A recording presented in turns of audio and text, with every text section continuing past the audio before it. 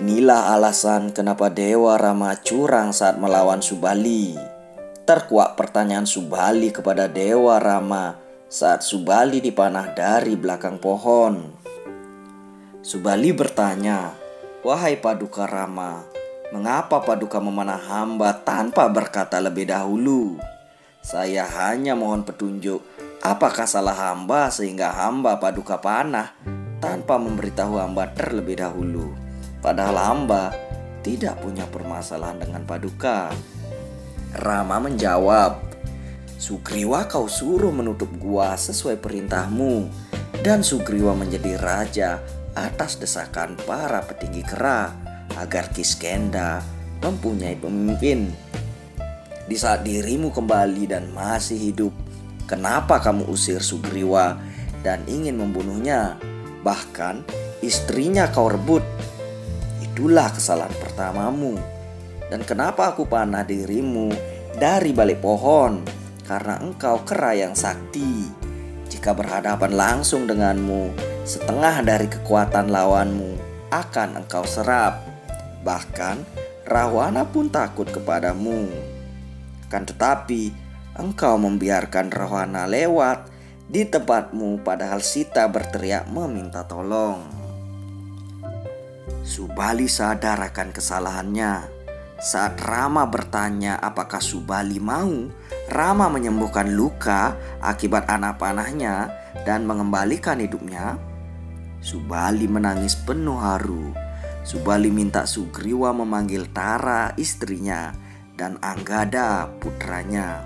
Subali minta Sugriwa merawat Tara dan Anggada dan menjadi raja Kiskenda.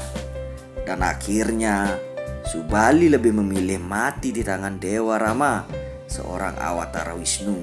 Kisah lengkap perkelahiannya dengan Sugriwa adalah sebagai berikut. Pertempuran Subali melawan Sugriwa yang melibatkan Dewa Rama. Subali murka. Dewa Rama telah membunuhnya secara pengecut.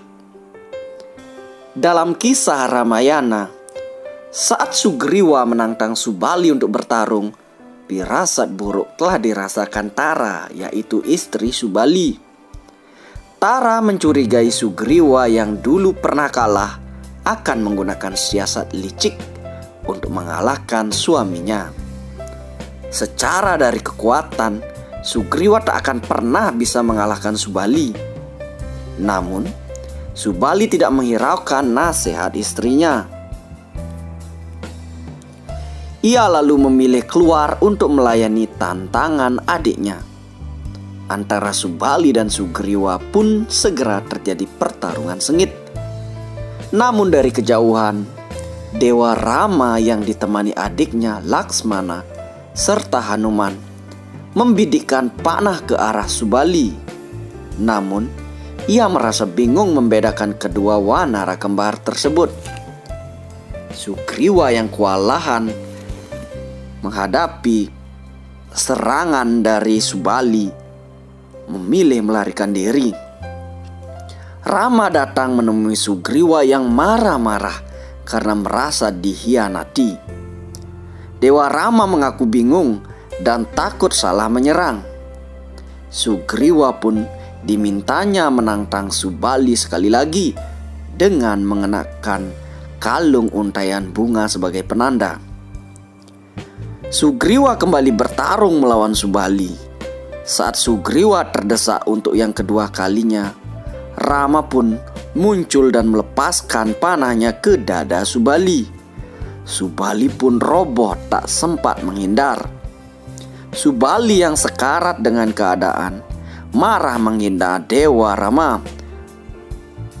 Subali menganggap Dewa Rama sebagai kesatria pengecut yang tidak tahu dharma.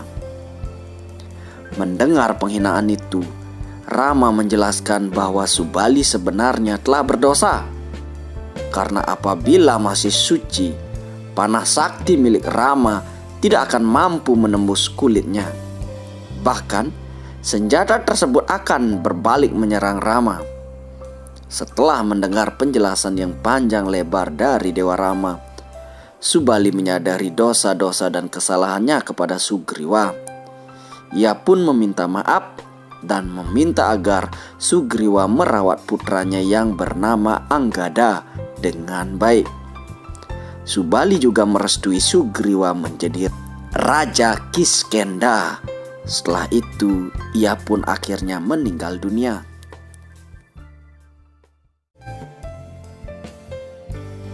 Perang Mahabharata. Kisah kepahlawanan Mahabharata telah berhasil menegakkan banyak kebenaran. Tapi kebenaran yang utama adalah bahwa arogansi dan perselisihan adalah akar dari sebuah dosa. Dan persatuan adalah dasar dari kebenaran.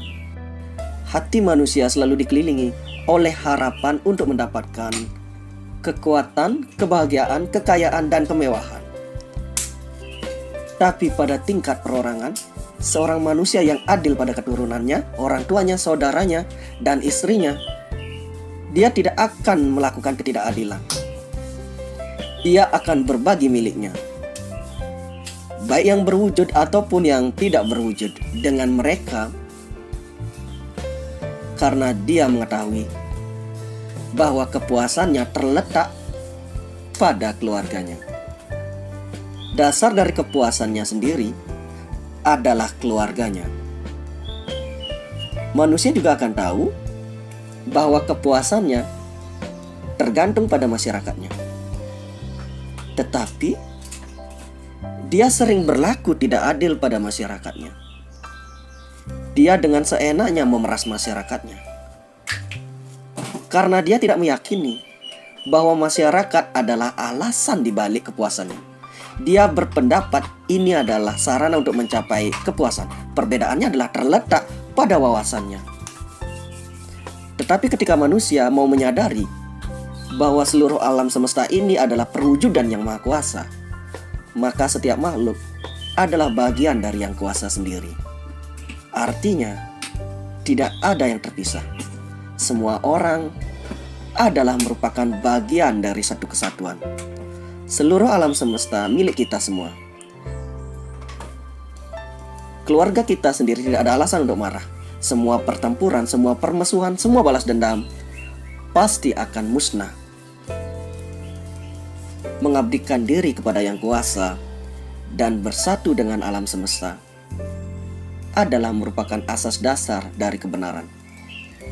Perjalanan yang terjadi dalam Mahabharata adalah kemarahan seseorang yang menjadi kenyataan, dan dari perpecahan itu kemudian menjadi persatuan.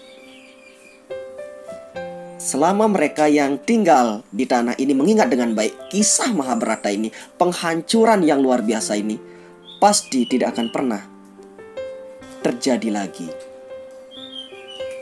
Tidak ada satupun kekuatan yang dapat mengurangi kebesarannya. Kuucapkan salam hangat dengan tulus dari dalam hati karena telah mengikuti perjalananku. Di perjalanan ini, benih dan kebenaran telah ditaburkan di hati mereka. Mereka akan mekar menjadi bunga. Semoga mendapat berkah dari seluruh